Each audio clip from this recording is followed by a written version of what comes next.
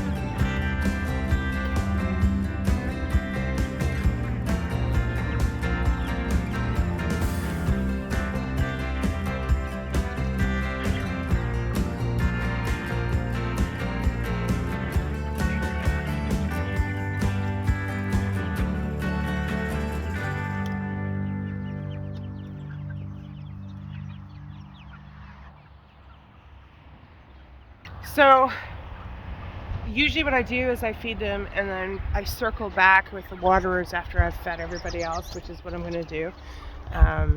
These guys always look like they're starving. That's just the way they are.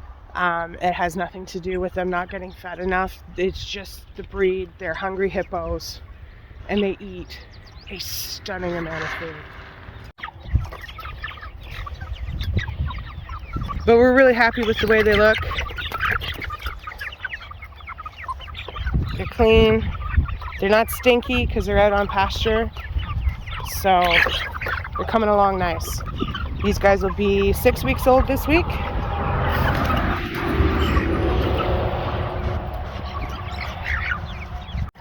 You can see where we've run them, just how fast the grass has recovered. We've been moving them once a day, so we've got one spot here, 2, 3, 4, 5, 6, and 7. And just how fast that grass recovers is just fantastic.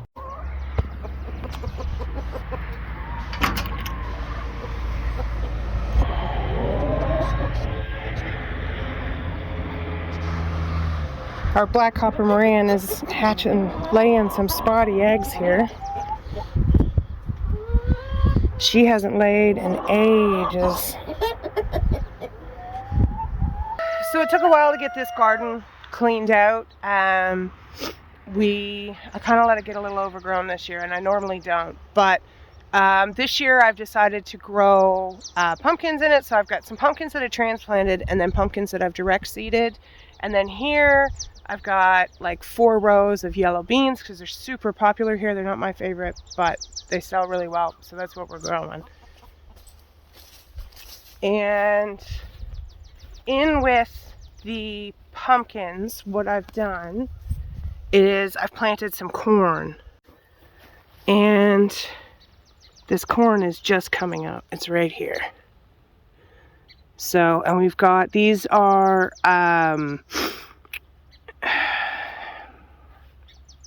these are Atlantic Giant pumpkins. I'm actually going to pop that blossom off. And then these ones here are Fairy Tale. They look like almost like a Muscade de Provence. And then these are Blancos, which are a white pumpkin. And then down here I've got 3 rows of Blaze and then some mini pumpkins down the end there. So what will happen is the pumpkins will grow along the ground and they'll actually shade out weeds for the corn, which is really good. You can also look up 3 Sister Gardening, which I don't really do, but corn and pumpkins grow really, really well together. And then these are some of our annuals. You can see our tomatoes are growing here. These right here are annual flowers. And then my peonies have started blooming. These I purchased and then I wasn't able to get them in the ground where I wanted them. So I just dug a trench, dumped them in by variety. And then when I get the beds built, I'll dig them out and move them. But they're blooming in there right now. And they really are just one of my favorite flowers. We've had so much rain. And the blooms are small because they're planted too tight. But they're really pretty. These ones haven't really got going yet. The rain has really bashed these ones, but some of them are still really nice. And I can't remember the varieties on these. I'd have to actually look them up. So I want to say this one's Bowl of Beauty. But they're just so pretty. I love peonies. And then over here, my son planted cucumbers last week, and you can see they're coming up quite well. I'm going to leave them get a little more developed before I pinch out the extra ones. See what develops really well. And then we're going to need to trellis these tomatoes soon, which are coming along really nicely. These look really good too. A little yellowing on the bottom because they were touching the landscape fabric, and the landscape fabric got really, really hot this week. So, but I'm not too worried about that. The bottom branches I'm going to pinch off anyways.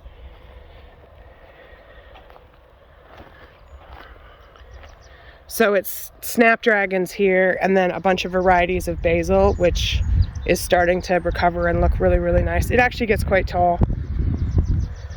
And then here, So we've got like big slicer tomatoes, and then you can see the zucchini is just getting started, and weeds, of course.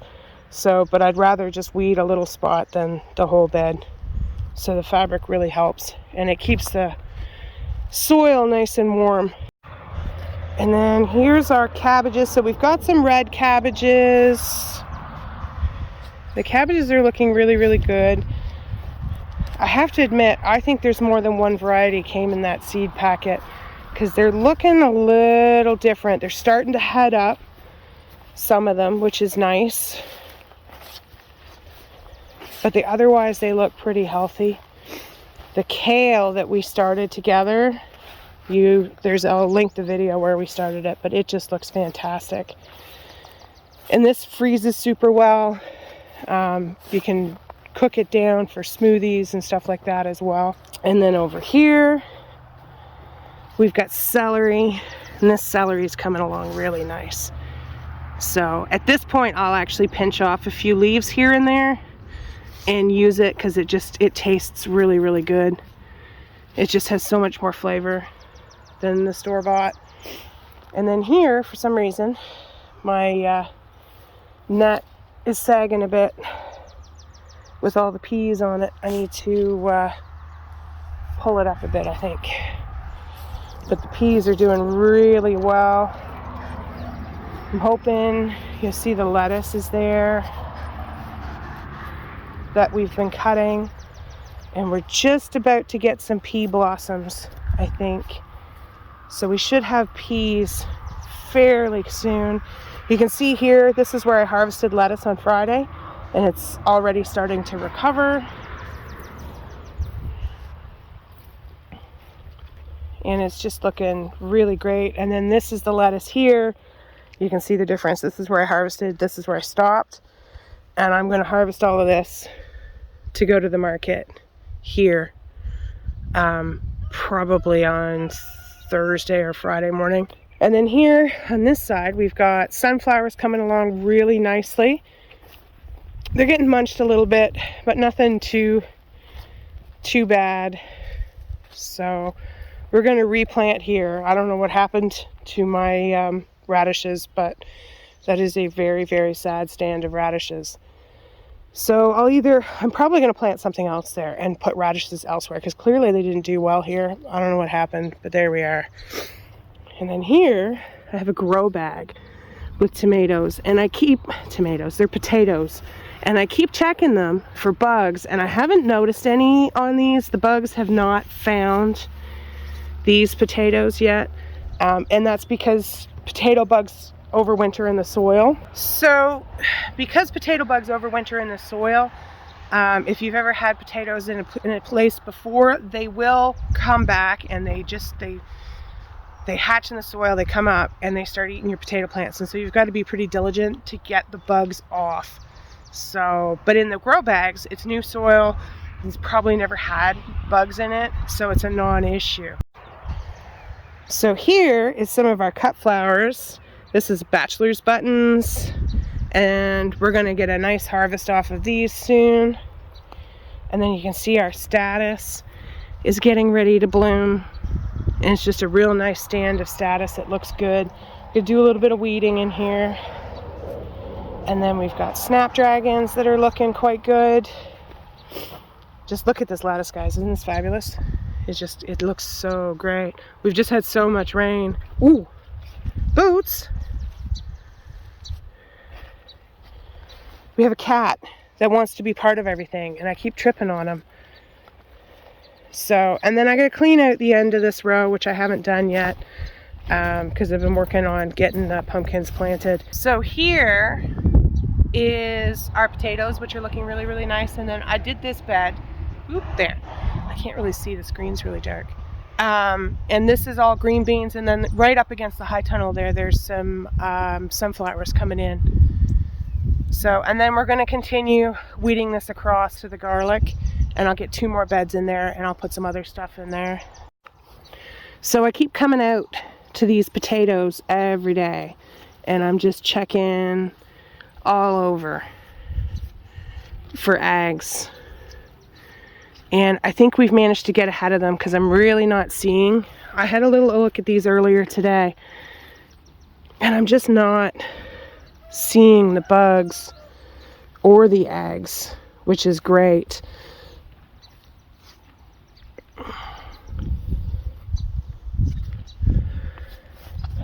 So, but our stand of potatoes looks really good. It's just one row of Yukon Gold, and they look really quite good. But yeah, I had a look at these earlier today, and I haven't seen, I had a really good once over on them yesterday as well, and I haven't seen any potato bugs today. Oh, there's one right there. So I don't have any gloves on, so I'm going to put it in a dandelion leaf and crush it, and then we're going to look all over this plant.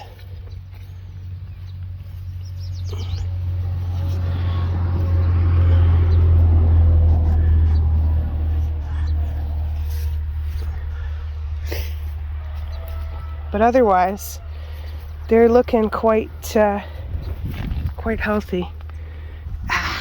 That's what they like to do, is they like to drop off in hopes that you'll leave them alone. So, and there's some sunflowers. I got to weed them out. And then, yes, this bed here we planted with green beans yesterday. And then, of course, you can see there's all these weeds here. And then beyond that, we've got garlic there. So this here is our stand of garlic, and it looks really, really fabulous. What we do need to do is get in here and weed it, and I've been weeding quite a bit of it, starting at the other end and coming this way. My husband went in yesterday and pulled the thistles with his heavy leather gloves. So a little bit at a time, and we'll get it done. So this garlic here was planted significantly later. It was planted around December 8th. And it has not started to scape yet, whereas this garlic here, no, not this part, because some of it down here I planted. This is about where we stopped earlier. So this garlic was planted around end of October, and it has started to scape. So you can see these are the garlic scapes, and in French they're fleurs d'oeil. And so they're the flowers. Now normally what you want to do is snap these off just like that as soon as you see them for bigger bulbs. But we like to let them grow just a little bit, and we take them to the market and sell them. They're delicious. You can make garlic scape pesto. You can do a lot with them. So, and I just wanted to see if I could find... We've had some issues with leek moth this year, which is fairly new to this area. You can see we've used straw to mulch with, and it looks like grass growing, but it's actually oats. That's what oats looks like when it's developing. So, and you can come along and just pull it out. It's really easy, super shallow rooted. Excuse me, boots. Thank you. Just looking for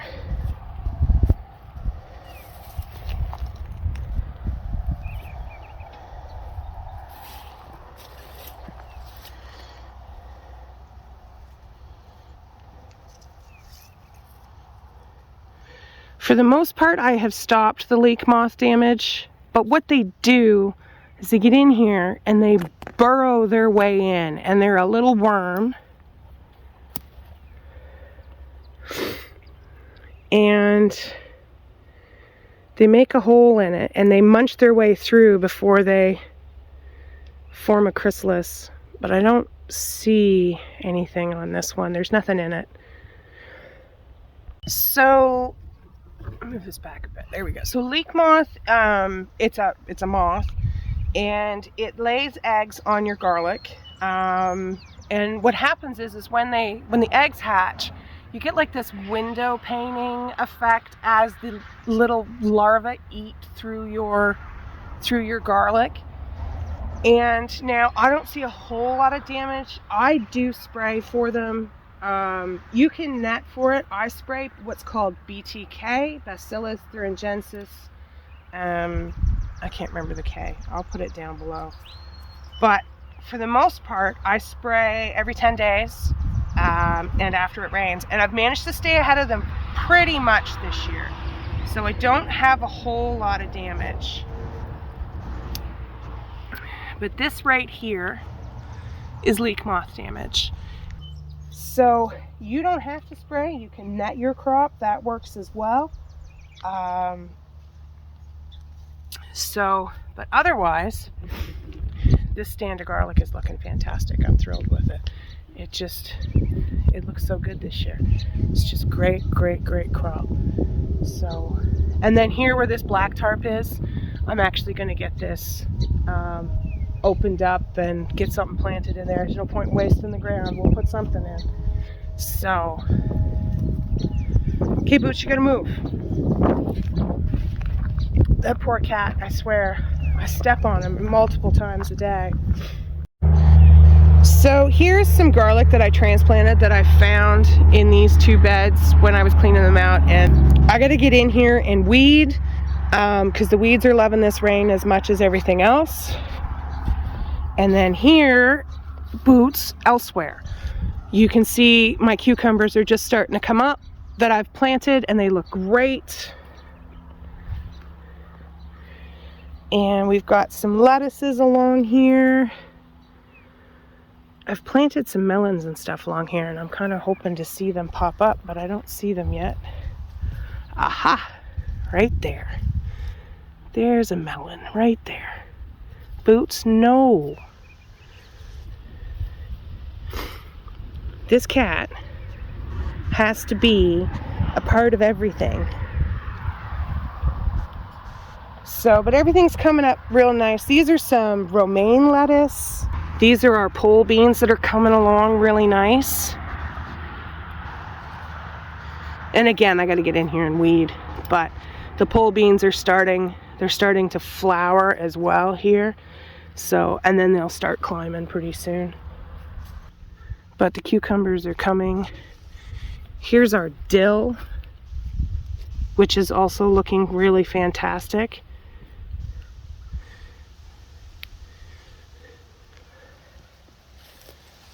And this is another stand of celery that's coming along really nice.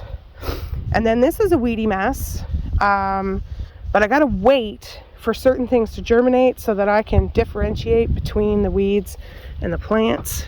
But here we can start doing that. This, out of the way, Boots. This is Dara. Green, actually no, this is green mist. And then the rest of this is weeds that I gotta get in here and pull. Unfortunately, I have to do it by hand too.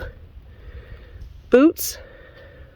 So, but you can see here, there's like this row of kind of carrot looking stuff, and that is the Amy green mist. And there's this row, and then you look up and here's the next row, and then there should be 3, and there's the other row. So we gotta get in here and weed it, but it's coming along nice. It's just hard to see. These are such a distinct leaf. I'm going to thin these out and get in here and weed this as well. And then back here you can see our carrots are coming along really nicely. And get in here and hand weed again. Eventually they'll shade out the weeds and it'll be a non-issue. But otherwise it's looking pretty good even for the weeds. So here I've got frosted explosion grass planted. And at first it's really hard to decide if it's a weed or if it's what you intentionally planted. But then you see a bunch of it pop up in the row and you're like, okay, that's what it is. And then you can come in here and just like pull out the weeds. Unfortunately, you kind of gotta hand weed it. So, but that's what that is. That's frosted explosion grass. So the high tunnel's looking really good. We've managed to trellis most of the tomatoes. There are a couple of that are still too small to trellis, and so we've left them. But you can see here, we've got some nice trusses here of cherry tomatoes, and they're starting to develop in here. This is a Napa Chardonnay.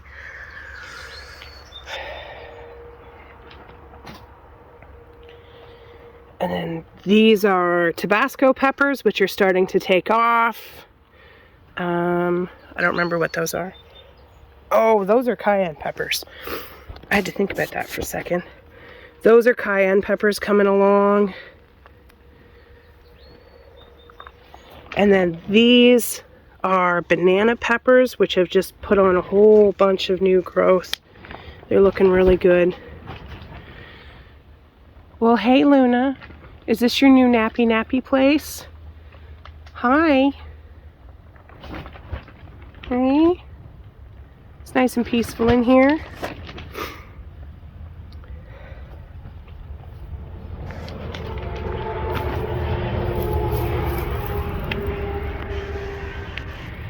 So this is an Emerald Fire jalapeno, which has got lots of blooms coming out on it. And this one is also an Emerald Fire jalapeno, and I would say by the end of the week we're going to have some jalapenos to eat, which is pretty exciting. This is a habanero, which has all of a sudden put on a bunch of growth. It's quite happy. What did I put here? This is a pumpkin spice jalapeno, which is also just covered in blooms and looking fantastic. And then this is Campanaki. I'm excited about this one, and it's got some peppers on it here forming. And then these are the shishitos, which have started blooming. I don't see any actual peppers on them yet, but they're blooming and they look great. So that's really exciting. Just lots of blooms.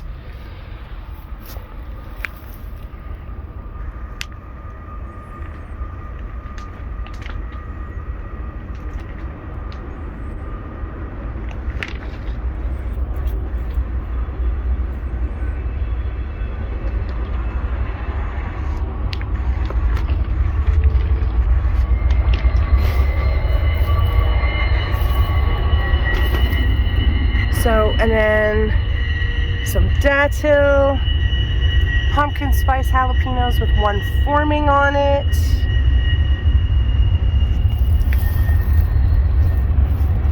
These are bumblebee mixed cherry tomatoes, and we've got lots of blossoms. I'm super excited about these.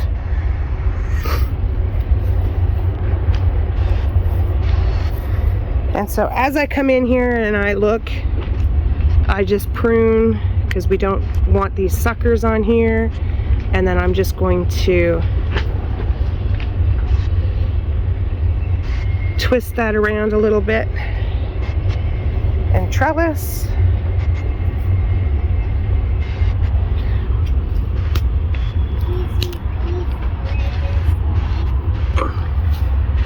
So here's some more Emerald Fire jalapenos, some pepperoncinis, and then I disturbed this soil when I built the row up, and we've got some weeds showing, but what we also have is a whole lot of lettuce seed that decided to germinate that was in here.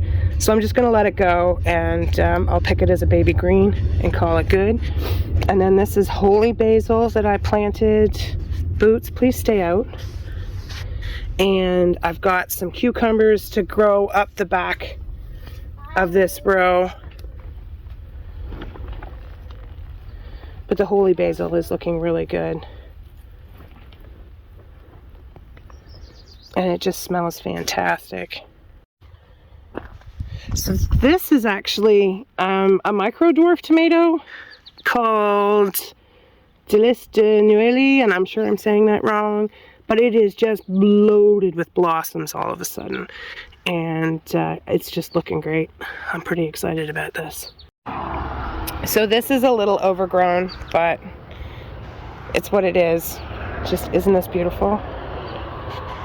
It's I just love this iris. It's gorgeous. And then these peonies are just getting going. And the blooms look fantastic. I don't remember the variety on this one. And there's such a heavy scent in the air from them. They're mostly blown out, these pink ones. And of course the rain has just knocked them down. And that seems to be the way it goes with them. This is one of my favorite peonies. This is a Sarah Bernhardt, and it's just gorgeous. It's just that traditional, super pale, like bridal pink. It's just gorgeous, and such a beautiful scent. I just love it. I'm also not sure what this variety is. It doesn't have as many petals, but it's just super pretty. And here's our lemon balm just taken off. It is time to get out here and harvest this back so we can make some tea. And then I've got mint that's looking good. This one is the Moroccan mint. And then we've got lots of weeds. And this is parsley that's self-seeded. And I'm glad that I didn't get too overzealous in weeding, because that's what that is. And then this is our curly parsley, which I'll get out here. I gotta start harvesting and dehydrating. And we've got more cherry tomatoes here that are going to need trellising. And then we've got, this is your regular sage. This is Bergarten, and it's a culinary sage. And then this beautiful Italian flat leaf parsley, which I just love. This is probably my favorite parsley for fresh cooking. And our thyme is looking really good. If you've never cooked with fresh herbs, I highly recommend it. It just feels so luxurious to do. I highly, highly recommend it. And of course, they dehydrate really, really easily. And then you can have all your own herbs, and you know where they were grown, and they don't have any pesticides on them. This is commonly called morning glory. It's bindweed. It is not the same as the annual morning glory that we buy seeds for, but it can be, if you live in a hot climate, this is really invasive. We don't get it much bigger than this because I don't let it, and it just doesn't get the chance to really take over here. But if you live where it's really warm, it will take over. And then all along here, along the front, I put some nasturtiums this year. Because eventually all of these here, these are daffodils, they're going to die back, and the nasturtiums will leave some interest here. And then I put some peonies here, and you can see the weeds are starting to kind of get pretty taking it over pretty well, but it's not hard to pull this stuff. This is called lamb's quarters or wild spinach, and it's really easy to pull. But it will choke out your plants. You can eat this, and occasionally I do, but mostly I just want it gone because it will choke out everything. So, but you can see it's just really easy to pull. It doesn't have much of a root system. This is, I want to say coral charm. I'd have to look it up, but it starts out this beautiful pink color, and then it just fades out, and it's just so pretty. Such a pretty bloom.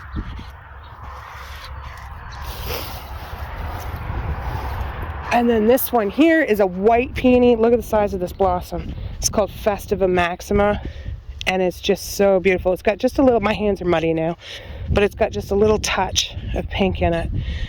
But it's just this massive, massive bloom. This is the one I wanted to see. I've been waiting for this. This is called Henry Boxtos, and it is just, isn't that gorgeous? Just absolutely dreamy, and it just smells so good. Oh, look at that. I'm going to have to harvest and bring them in, even though they're not going to, they're already blown out, and they're not really going to last long. They're still really beautiful. And then here amongst the weeds, we have this is called Sicilian honey garlic. And it is just this really cool umbel flower. I just love them. I think they're so pretty. They're not super popular with florists, unfortunately, but I just think they're so cool. I have a whole bunch of them. It's looking like our rhubarb has put on a really nice second flush of stems, just in time for strawberry season, and just in time for me to make a batch of strawberry rhubarb wine. So this one here, and that one there, I brought from my parents' place, and it is like an heirloom. I have no idea what the variety is. We're pretty sure it was original to the old house that we had, which was built in 1853 is when they started. So we're pretty sure it's around that era, because all the old homesteads had one. Rhubarb's just so easy to grow. And then this variety here is just not as tough. It's not as prolific. And it's called Canada Red. And it's good. It's good. It's just not as hardy as this one. So hopefully this year I'm going to get this all dug out and get the peonies set up where they're supposed to be. That red one is just so stunning. I love it. It's amazing. I'm so excited by it. But things are really coming along this year. I've managed to get so much done. There's still so much to do. So that's kind of it. That's what we've been up to here. We've had a shocking amount of rain this year. Everything's been very, very wet. But we've had enough heat that things are coming along, and I think they're going to continue, and it's going to look really good. So we've got some more chores to get done today. I've got eggs to wash and deliver, and I'm going to do some more weeding and just keep plugging away. So thanks for joining us today. Don't forget to like, subscribe, and share, and we'll see you here next time on the farm. So this is what weeding with a cat looks like. He's decided that I look like a fantastic place to lay down. Yeah. Thanks, Boots.